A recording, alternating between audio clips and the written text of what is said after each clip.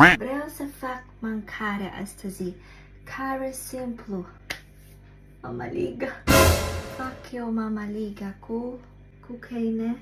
Eu vreau să pun asta porcul, prăgească cu uleiul sau pune apa primul și folosi usturoi mult cu piele și dai bătai. Batut. Uite cine ai venit acolo. Vai, tantalou. Uite, soțul meu mers la baie direct, fără prosop și mai îndată fac așa. Ivy, dai-mi prosop, te rog. Băbăule, de ce nu? De ce nu mers înainte? Are prosop în mâna ta, a? Bun. Am aici spinac, am verific asta unul cât unul, am spălat, am verific pentru că eu nu place gustul la vierme. Vai. Ars acum. N-am făcut mamaligă. Cum să fac? Asta pentru mamaligă. Iarta, paprika. Am uitat.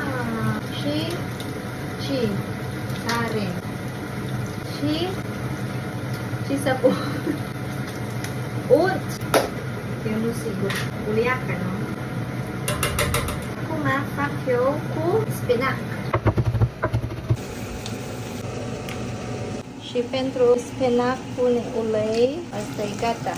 Sigur. A făcut ars. Vai, ce uite ce a făcut. Stai tuturor, este tare de capul meu. Eu acum în panic. Pune asta aici. Și asta pune asta aici. Uite, ai! Bă, ce cu tine, bă. Asta nu-i greu. Ai văzut, eu la fel ca română. Vai, unde asta, unde? Și... Hai, gust. Ai văzut? Gospodine, perfect.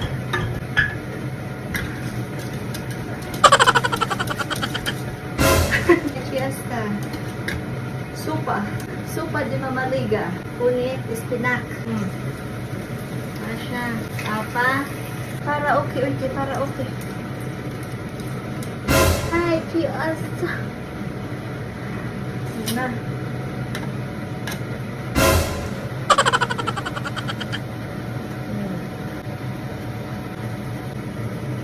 M-a transpirat.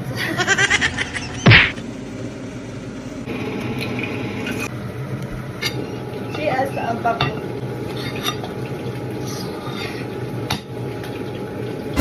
Important are mâncare. Na, atât. Gata, așa. M-a făcut foarte mult.